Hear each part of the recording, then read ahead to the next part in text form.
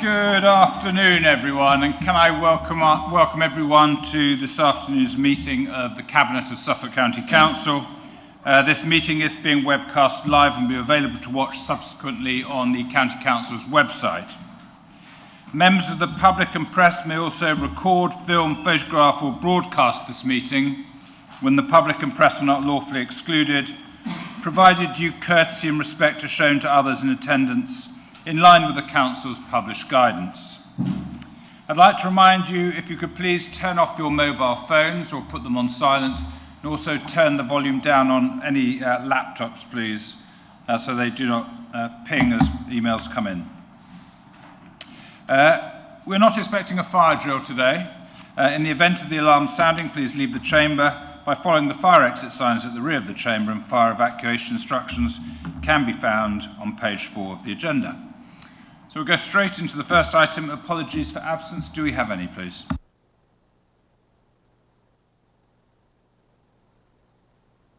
Thanks very much. Declarations of interest. Cabinet members, do you need to declare any interests against anything in the agenda today? None received? Thank you. Minutes of the previous meeting.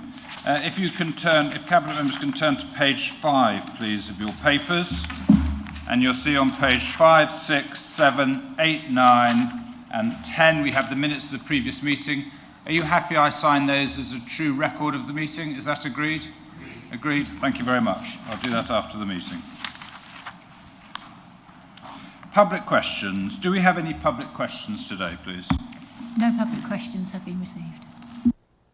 Thank you very much. The next agenda item is the standing item, the update from the Scrutiny Chairman. I would now like to hand over to Councillor Michael Ladd, Chairman of the Scrutiny Committee, to give a scrutiny update. Councillor Ladd.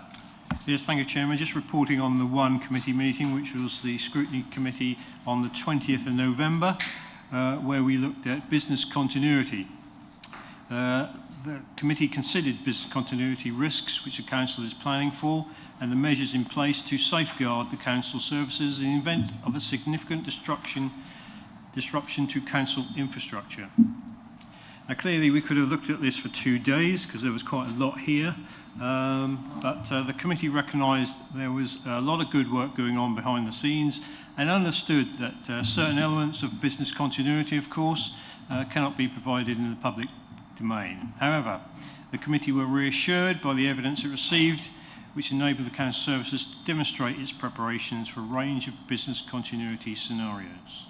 Various recommendations there on page 1. I'll just pick out a couple which I think are relevant to members, which is E, we asked the Cabinet Member for Public Health and Public Protection that the Council should prioritise the planned training for councillors in how to fulfil their community leadership roles as a link between the Council and the communities during business continuity incidents or when emergency resilient plans are activated.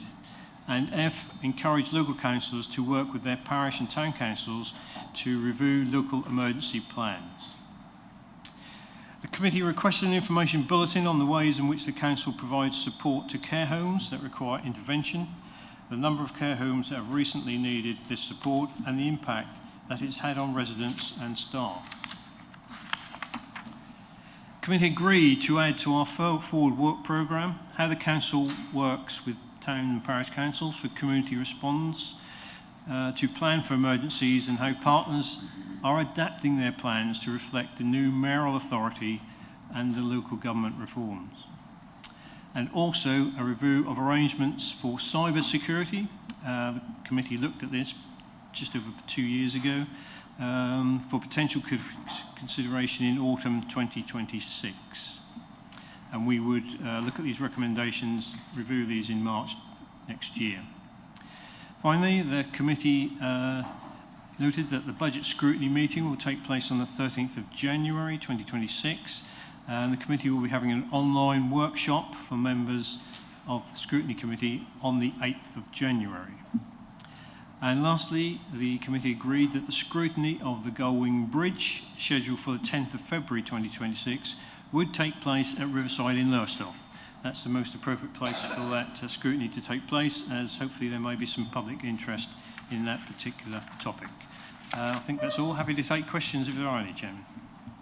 Thanks very much for that, and thank you for looking at business continuity. Clearly, there are always risks, and it's really important that we're always ready for whatever may happen and be prepared as we can to avoid the disruption to the council's infrastructure, so thank you for that. And I think it's really important and reassuring that you've looked at it, but also recognised that some of those things we can't share widely, because that's the whole point. We have to be ready for the unknown. So thank you for that. Yes, Councillor Wiles, you want to come in? Yeah, thank you, Chairman, and good afternoon to everyone. As a Cabinet Member for Public Protection, may I extend my thanks to the Chairman and the Scrutiny Committee for the opportunity to discuss business continuity and this authority's resilience in case of emergency. It highlights the fact that we need to review our capacity and respond to any disruption that may be caused to continue delivering for all the service that our communities expect and deserve. Thank you. Councillor Cenci? Yes, as a member of the scrutiny for 4 years before I left recently, I know what good work it really does achieve. And this is another example. My question, so thank you. My question is on F, encourage local councillors to work with their parish and town councils. And you've also got over how the council works with local parish and town councils in the future. Did you get to look at what they've already got now in place at all? Or will that be part of that March 26? You know, their emergency procedures and what they actually do, is that going to be part of that March 26? Yes, good question. I think it was a case of there was some stuff going on, but it was inconsistent. So I think what we're saying is that all councillors should go to their parish and towns and ask them about their emergency plans, because my feeling is I suspect some of them are probably sitting on the shelf, haven't been looked at for 3 or 4 years, and they need to be reviewed on an annual basis. So I think it's the role of the councillor to sort of ask the town and parish to do that. But we will be getting a report back on that, I think, at next year. And just as a supplement, I'm looking forward to that training, so I hope that is going to happen quite soon. Yeah, thank you. Councillor Hopfensperger. Thank you, Mr. Chairman, and yes, thank you to the Scrutiny Committee of bringing this really important subject and quite topical, especially around the cyber attack side of things as well. With regards to ASC and the information bulletin that you requested with regards to care homes that require intervention, just to assure you that that's all in hand and you'll be getting that soon. So thank you. Okay, well, thank you very much for that. Next item on the agenda is agenda item 8, Suffolk Minerals and Waste Plan Review, and I'll now hand over to Councillor Chambers. Yes. Did I say item 5? You said 8. Oh, item 6, sorry. Suffolk Minerals, it is the only item. So item 6. Over to Councillor Chambers. Thank you, Mr. Chairman. So we're here today to discuss the future of our county's planning framework, specifically the Minerals and Waste Local Plan. And this is a critical piece of work that ensures the necessary infrastructure for our county's growth and stability. I want to start by confirming that our current Suffolk Minerals and Waste Local Plan remains robust, and we're not facing an immediate crisis. In fact, we currently hold over 8 years of aggregate supply capacity exceeding the national requirement of 7, with sites planned to provide a further 10 years of security. The existing plan is sound, but its time is drawing to a close. By regulation, all local plans must be reviewed within 5 years of adoption. Our current plan is now beyond that milestone. More importantly, we're navigating a landscape of significant change. Firstly, the Levelling Up and Regeneration Act is poised to reform the entire plan-making process, introducing a demanding 30-month statutory timetable. Second, we have the immense challenge and opportunity presented by local government reorganisation here in Suffolk. These changes must mean that we cannot simply sit still. We must act decisively now to prepare the inevitable review and creation of the next generation of our local plan. We have impending changes, especially the formation of the new mayoral combined county authority and the local government reorganisation, and the statutory 30-month timetable, of which guidance was only published last Thursday. We'll have to kickstart by 30th of April 2027. There is currently no mechanism to pause or extend that timeline, and the County Council, as we know, will not exist throughout the latter stages of this process. Therefore, the strategy before you today is one of aggressive preparation, and we're proposing a phased approach that will shield the future authority from delay and risk. We'll focus our resources on one goal: completing all preparatory work and gathering of a robust evidence base. This is essential to ensure that the successor authority can swiftly and confidently commence the formal plan-making process on vesting day. To deliver this preparatory work, I'm asking Cabinet to approve 5 key recommendations. 1, to approve the review assessment, which is Appendix A in the pack, and it's a subsequent publication formally acknowledging the need to update the plan. 2, note the position on the development scheme, Appendix B, which will be updated quickly once new government guidance is confirmed. 3, approve a revised statement of community involvement, which is Appendix C, which is current regulatory requirement, and grant delegated authority for necessary future amendments. 4, crucially approve the spending of the local plan reserve funding, and this funding is the engine room for the evidence base. It allows us to procure the key data needed to hand over a comprehensive package to the shadow and new authorities. And 5, finally endorse the member working group chaired by Councillor Nicol, which will provide necessary oversight and steer the scoping of this preparation work. In summary, colleagues, this is a sensible, pragmatic and responsible path forward. We're fulfilling our regulatory duties while simultaneously preparing for the seismic shifts of our national legislative reform and local government reorganisation. By investing in the evidence base today, we ensure that the new authority can hit the ground running, securing Suffolk's future supply of aggregate and efficient waste management for the next decade. So I urge Cabinet to approve these recommendations, and I look forward to your discussion. Thank you. Thank you very much. Happy to open it up to Cabinet colleagues. I mean, clearly, as you say, this is a pragmatic approach, bearing in mind the changes that are coming down the road, and we don't know exactly what those changes will be yet. But it's about having things in place so that we can proceed and we don't get caught out at a later date without being ready for getting the updates through. Anyone wish to add anything from Cabinet? Happy to open it up to other colleagues. Yes, Councillor Stringer. Yeah, thank you, Chair, and thank the administration for taking the responsible route of actually carrying on doing spatial planning despite the uncertainties of the future, because that will help future generations. Thank you. 3 questions. Will we need to take account of the construction of Sizewell C in the new minerals and waste plan? And where will the stone come from for Sizewell C construction? And is it this plan that will direct that routing or the DCO? And with the increased amount of aggregates needed for our now expansive housing targets, does Suffolk have the capacity, road capacity, to move this material around from our quarries? And what will the impact of the additional traffic be on local communities? Sorry, Councillor String, could you just repeat that last question? The last question is, with the increased amount of aggregates needed, because we've got hugely expanded housing targets, that will mean a lot of aggregates moving around. Obviously, most of that aggregate will be coming from quarries in Suffolk to fulfil that need, because that will be the shortest distance. At what point do we assess whether the road network can handle that increased traffic going across Suffolk?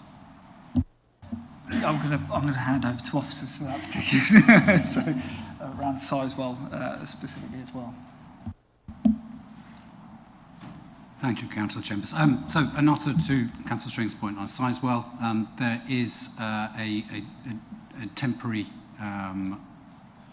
landing facility that supplies lots of the Marine One aggregates, as well as any hard rock that's coming in. Some of the sea defence will be deposited on the beach. There's also a rail sidings that supply the associated works, and there has been some reports of sand and gravel coming in from the north to Sizewell. That was last year through some of the transport groups, and we haven't had anything reported. We are working with Sizewell to monitor that level of aggregate supply that's coming from Suffolk and beyond, and that will inform the evidence base that we're working on, that will inform that working group.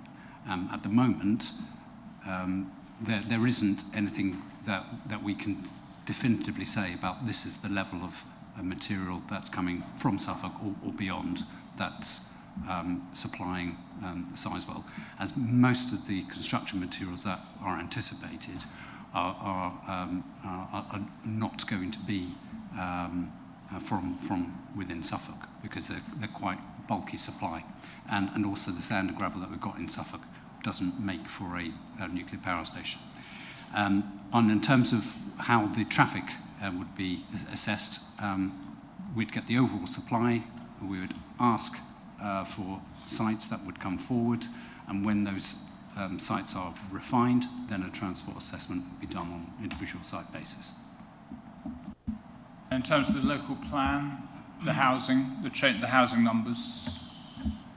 Yes, that's part of the evidence-based assessment that we're undertaking. There's not a clear relationship, and also it relates back to how houses are going to be built in the future, and also recycled aggregates. And that, just to come in on that, I assume that that's why we are linking essentially the local plan making process from the districts, aligning them with the plan making here. Thank you. Yes, Councillor Nicholl, then Councillor Ladd.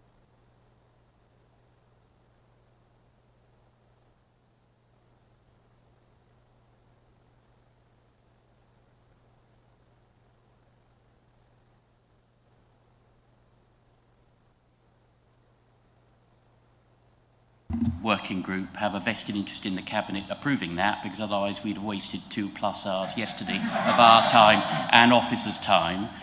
We had 100% turnout of the members, obviously, across the political groupings, including 2 group leaders.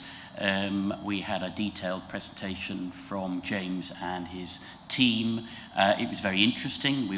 It's one of these topics where everybody knows something, particularly if they've had something occurring in their patch, but there's a lot more to it, including a sort of national picture as well. So we had a good and detailed discussion. Various hairs were set running, which James made a note of. I think we agreed that it was essential, both in the context of LGR, but actually generally, that as with all planning related matters, elected members are involved as an iteration through the process, and none more so than now, when obviously we're in a period of change. So we've got the other dates for the meetings scheduled, more or less, and the group is looking forward to delving deeper into this topic. Thank you. If I can just go on record as just thanking members for attending and being part of that group, because it is a really vital piece of work, and so thank you to Councillor Nicholl for chairing it, and for members being part of that group. Thanks. Councillor Ladd. Yes, thank you, Chairman. I guess nobody wants a quarry in their backyard, but I'm pleased that a working group has been set up and it's underway. The other thing which has worked well in my division, because we have a quarry at Wangford, is that we set up a community liaison group made up of local councillors and the parish council. In fact, the parish council chairman chaired that meeting, and it worked exceptionally well. So could I suggest that if you haven't already got that in your thinking, is that would be a really good thing to set up those sort of liaison groups where the quarries are going to go, because it really does help, I think, to get the communication across, because I think the key thing is consultation and communication, isn't it, in terms of these sites. Yeah, absolutely. I totally agree, and I think they're also a really good way, as you say.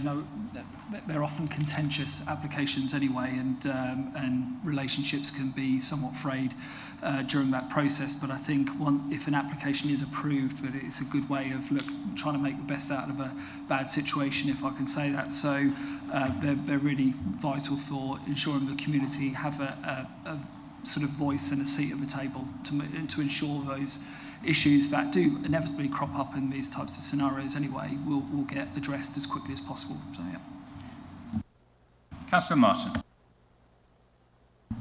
Yeah, thank you, Chair. I think Councillor Chambers did mention it, but I think it stands to be repeated.